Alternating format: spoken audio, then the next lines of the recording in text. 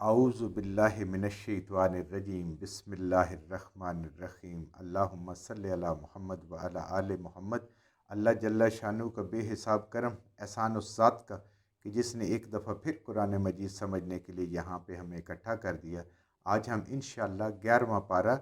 سورہ یونس کی آیت نمبر 16 سے اپنا سبق شروع کریں گے۔ سورہ یونس آیت نمبر 16۔ اعوذ باللہ من الشیطان الرجیم بسم اللہ الرحمن الرحیم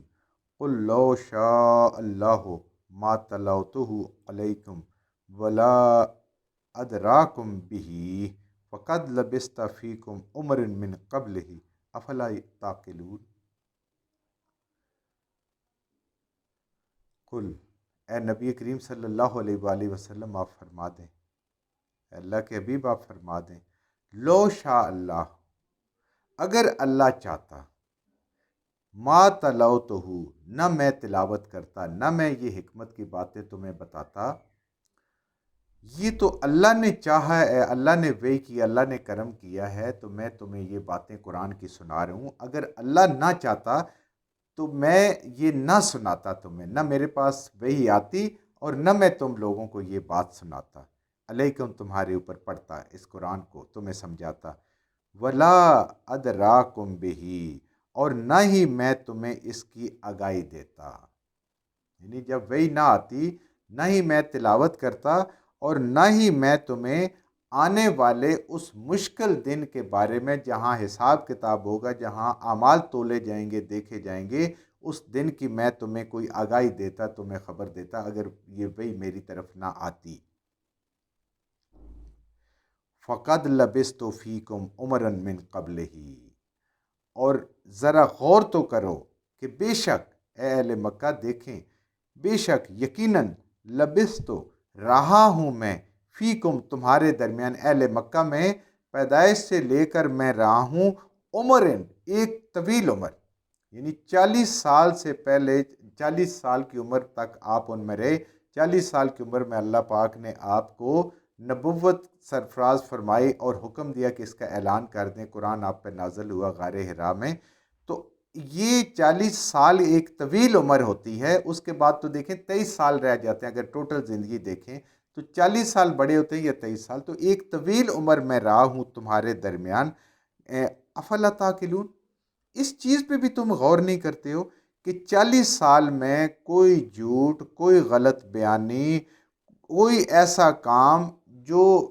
دستور کے مطابق گناہوں کا بھرا ہوا معاشرہ، گناہوں سے لتھڑے لوگوں کے اندر رہتے ہوئے کوئی چھوٹی سے چھوٹی لغزش غلطی بھی تم نہیں بتا سکتے ہو کہ میں نے تمہارے ساتھ کی ہو۔ اور جس ہستی نے ساری زندگی ایک معمولی سا جھوٹ بھی نہ بولا ہو، ایک معمولی سی خیانت بھی ان کی زندگی سے نہ ملے، انہوں نے ڈھونڈی آپ کے سیرت سے لیکن نہیں ملی، تو ایسا شخص جو انسانوں کے ساتھ بھی جھوٹ نہیں بولتا، وہ رب کے بارے میں کیسے جھوٹ بول سکتا ہے؟ افلا تعقلون، تو کیا اتنی بڑی بات ہو سکتی ہے کہ وہ کیسے بول سکتا ہے جس نے زندگی میں کسی انسان کے ساتھ، کسی بچے کے ساتھ بھی جھوٹ نہیں بولا؟ یہ دیکھیں، جب نجاشی کے دربار میں حبشہ میں جب ہجرت حبشہ دوسری ہوئی تو یہ کفار گئے تھے اور انہوں نے کہا، تو حبشی نے پوچھا، نجاشی نے پوچھا، حبشہ کے جو حکمران تھے اس وقت، انہوں نے پوچھا کہ ان کے بارے میں جن کے کہتے ہو کہ انہوں نے نبوت کا اعلان کیا اور یہ باتیں کرتے ہیں، اور انہوں نے یہ بھی کہا کہ جی عیسیٰ علیہ السلام کو بھی وہ اللہ کا بیٹا نہیں مانتے، اور ایسے ساری باتیں ان کو بتائیں، تو انہوں نے کہا کہ انہوں نے کبھی جھوٹ بولا ہے؟ انہوں نے کہا نہیں، جھوٹ کبھی نہیں بولا۔ اسی طریقے سے ہرقل کے دربار میں نبی کریم صلی اللہ علیہ وسلم کے اس وقت وہ سب سے بڑے مخالف تھے، ابو سفیان رضی اللہ تعالیٰ عنہ، بعد میں اللہ نے ان کو ایمان کی دولت سے نوازا، اور وہ قریش کے سردار تھے، یعنی آپ کے سب سے بڑے مخالف تھے۔ تو ہرقل نے پوچھا کہ کیا اس شخص نے جس کو آپ کہتے ہیں کبھی جھوٹ بولا؟ تو انہوں نے کہا نہیں، انہوں نے زندگی میں کبھی جھوٹ نہیں بولا۔ تو ان دونوں کا جواب تھا، نجاشی کا بھی اور ہرقل کا بھی، کہ جس شخص نے انسانوں کے ساتھ کبھی جھوٹ نہیں بولا، وہ اللہ کے بارے میں کیسے جھوٹ بولتا ہے؟ کہ یہ دونوں اہل کتاب تھے نا، یہ دونوں حضرت عیسیٰ علیہ السلام کے ماننے والے تھے، اہل کتاب تھے اور عالم بھی تھے، یہ سمجھتے ہوئے تھے۔ تو انہوں نے کہا جس شخص نے زندگی میں کسی انسان کے ساتھ نہیں جھوٹ بولا، وہ رب کے حوالے سے کیسے جھوٹ بول سکتا ہے؟ تو اللہ تعالیٰ وہی کہہ رہے ہیں کہ اے میرے حبیب انہیں کہیں کہ اگر اللہ مجھے وحی نہ کرتا میں خود کیسے کر سکتا تھا؟ میں تو امی ہوں، تمہارے درمیان رہا ہوں، اور تم نے مجھے دیکھا ہے، نہ میں نے کسی سے پڑھا ہے، نہ میں نے کسی سے سمجھا ہے، نہ میں نے کسی کی شاگردی کی ہے، میں تو امی ہوں، میرا دنیا میں کوئی استاد نہیں ہے، کوئی مجھے پڑھانے والا نہیں ہے، کوئی مجھے سکھانے والا نہیں ہے، اور میں اتنا عرصہ تمہارے ساتھ رہوں تو اس بات کو تم کیوں نہیں سوچتے سمجھتے کہ میں نے اگر پہلے زندگی میں کوئی ایسا کام نہیں جھوٹ بولا تو اب میں اللہ کے بارے میں کیسے بول سکتا ہوں؟ اور میں نے کسی سے پڑھا نہیں ہے، سیکھا نہیں ہے، تو اتنا فصیح، اتنا بلیغ کلام میں کیسے تم لوگوں کو بتا سکتا ہوں؟ یہ میرے رب کی طرف سے وحی آتی ہے۔ اور پھر اسی کا چیلنج ہے، دیکھیں اتنے ہٹ درم میں مانتے نہیں ہیں کہ ایسا بنا کے تو لو، اگر ایک امی بنا سکتا ہے تو تم تو بڑے بڑے شاعر ہو اور اپنے آپ کو پتہ نہیں کیا کیا سمجھتے ہو۔ اللہ فرماتے ہیں یہ ایک صورت تو بنا کے لے آؤ، 3 آیات کی صورتیں ہیں، وہ تو بنا کے لے آؤ۔ وہ اگر نہیں کی آج تک تو پھر کیسے ہو سکتا ہے؟ فمن ازلم ممن افترا علی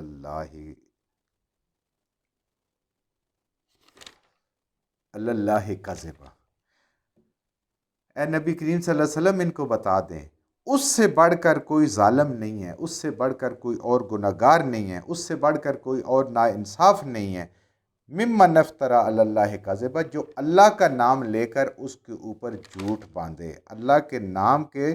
جھوٹ گڑے، اللہ کے نام جھوٹ منسوب کرے، یعنی خدا نخواستہ اس پہ وحی نہیں آئی اور وہ کہے میرے اوپر وحی آئی ہے اور یہ اللہ تعالیٰ نے بھیجی ہے،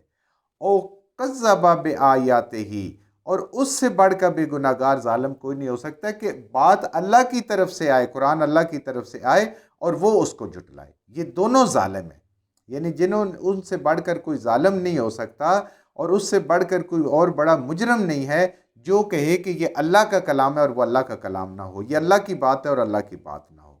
اور اس سے بھی بڑھ کر کوئی مجرم نہیں ہے کہ بات اللہ کی ہو، سچی کتاب کی ہو، قرآن کی ہو، اور وہ اس کو نہ مانے اور اس کو جھٹلائے۔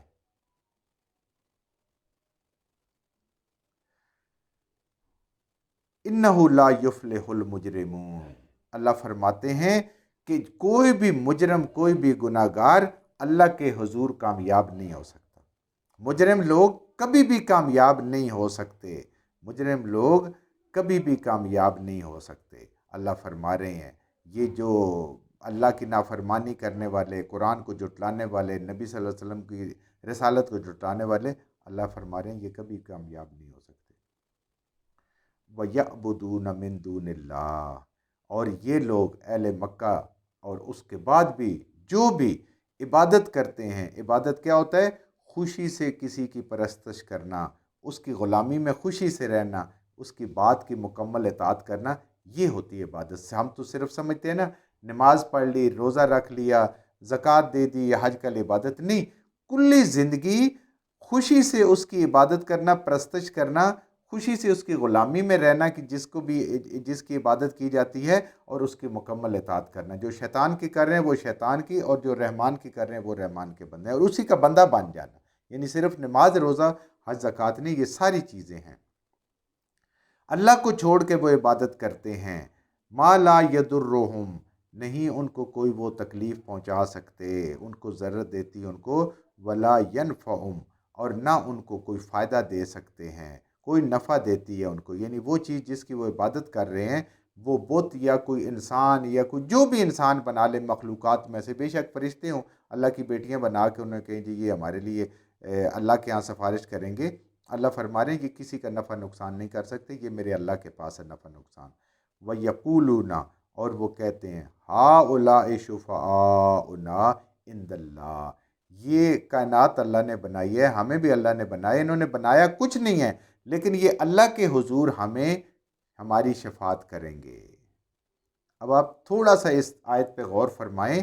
کہ وہ لوگ جو اپنے آپ کو اتنا عقل مند سمجھتے تھے، قرآن کو کہتے تھے اس کو بدل دیں، یا اس کے اندر وہ ترمیم اور اصلاح کا مشورہ نبی کریم صلی اللہ علیہ وآلہ وسلم کو دیتے تھے، وہ اتنے بڑے دانشور اور اتنے بڑے عقل والے تھے، تو ان کو یہ نہیں سمجھ آ رہی تھی کہ ایک پتھر پڑا ہوا ہے، ٹھوکریں کھا رہا ہے، اس کو کسی نے اٹھایا اور اس پہ چند ضربیں لگا کے اس کی ایک شکل بنا دی، مورتی بنا دی، اور اس کو انہوں نے اپنا الہ سمجھ لیا۔ یعنی عقل مندی اتنی بڑی بڑی باتیں کر رہے ہیں، اور عقل اتنی ہے کہ ایک گرا پڑا پتھر جو لوگوں کے پاؤں میں ٹھوکریں کھا رہا ہے، اس کو ایک سنگ تراش نے اٹھایا اور اس کے بعد اس کو کوئی شکل بنا دی، بت بنا دیا، اور انہوں نے اٹھا کے اس کو اپنا الہ بنا دیا، اس سے اپنی حاجتیں پوری کرنے شروع ہو گئی۔ یعنی انسان کے عقل پہ پردہ پڑنے کی انتہا ہے، اور وہی جب پرانا ہو جاتا ہے، بیکار ہو جاتا ہے، سمجھتے ہیں کہ وہ خراب ہونا شروع ہو گیا۔ ظاہر ہے دنیا کی چیز ہے، وہ تو خراب ہونی ہے، پھر اس کو اٹھا کے پھینک بھی دیا۔ یہ کون سا الہ ہے، یہ کون سا معبود ہے، کون سا خدا ہے؟ لیکن جب عقل پہ پردے پڑ جائیں تو پھر ایسے ہی ہوتا ہے۔ تو یہ جو شرک کرنے والے ہیں نا، یہ کہتے ہیں کہ بنایا سب کچھ اللہ نے ہے، لیکن یہ اللہ کے بڑے پیارے ہیں، ہم صرف ان کو اس لیے خوش کرتے ہیں، ان بتوں کو، اور بتوں کے علاوہ جو کسی مخلوق کے ساتھ کسی نے جو لو لگا لیا، اس کو محبوب بنا لیا، اس کو اپنا معبود بنا لیا، ہم ان کو اس لیے خوش کرتے ہیں کہ قیامت والے دن یہ اللہ کے حضور ہماری بخشش کروا دیں گے، یہ اللہ کے بڑے پیارے ہیں، اللہ کے بڑے چہتے ہیں۔ وہاں تو آپ دیکھیں نا قیامت کے جو قرآن منظر کشی کرتا ہے جس کی، کہ سوائے نبی کریم صلی اللہ علیہ وآلہ وسلم ہر نبی بھی پریشان ہوگا، تو نعوذ باللہ ایسا تو نہیں ہو سکتا کہ یہ انبیاء سے بھی آگے ہیں۔ اور نبی کریم صلی اللہ علیہ وسلم کے اس سجدے کی وجہ سے، آپ کی دعا کی وجہ سے حساب کتاب شروع ہوگا، اور اس کے بعد پھر شفاعت کا کام ہوگا، کسی کے پاس کوئی اختیار نہیں ہے۔ قل، اے نبی کریم صلی اللہ علیہ وسلم انہیں کہیں، اتنبئون اللہ، کیا تم اللہ کو بتاؤ گے، کیا تم اللہ کو خبر دیتے، اس کو بتاتے ہو، بما لا یعلم فی السماوات ولا فی الارض، کہ اس کو نہیں پتا کہ زمین اور آسمان میں کیا ہے؟ یا دوسرے معنی اس کے یہ بنتے ہیں کہ تم اللہ کو ان ہستیوں کے بارے میں، ان بتوں کے بارے میں، ان مخلوقات جس کو تم نے معبود بنا اس کے بارے میں بتاتے ہو، جنہیں تو نہ آسمان کا کچھ پتہ ہے، نہ زمین کا پتہ ہے، نہ اس کی مخلوقات کا پتہ ہے، نہ اس کے انتظام کا پتہ ہے، ان کو نہیں پتہ۔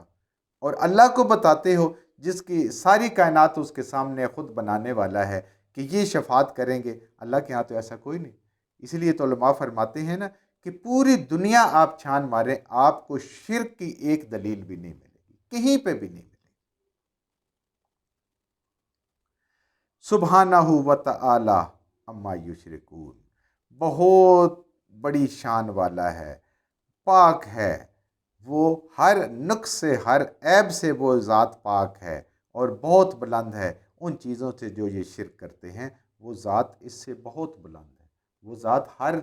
عیب سے پاک ہے، اسے کسی کی مدد کی ضرورت نہیں ہے، اسے کسی کی بھی ضرورت نہیں ہے، مگر ہر مخلوق انسان سمیت اس کی محتاج ہے، ہر کام میں محتاج ہے، ہر چیز میں محتاج ہے۔ اللہ کرے یہ بات ہمارے دلوں میں اتر جائے کہ ہم ہر چیز، ہر حال میں، اس زندگی کے لیے بھی اور اس کی ضروریات پوری کرنے کے لیے بھی، اور قبر میں بھی اور حشر میں بھی، ہم اس رب کے محتاج ہیں۔ اللہ ہمیں یہ سمجھ عطا فرمائے۔ جو کچھ ہم نے صحیح پڑھا، اللہ ہمارے ذہنوں میں، دلوں میں بٹھا دے۔ جہاں جہاں پڑھتے ہوئے بولتے ہیں ہم سے غلطیاں ہوئی، اللہ میں معاف فرما دے، اور ان غلط باتوں کو ہمارے ذہنوں سے، دلوں سے اللہ کی ذات نکال دے۔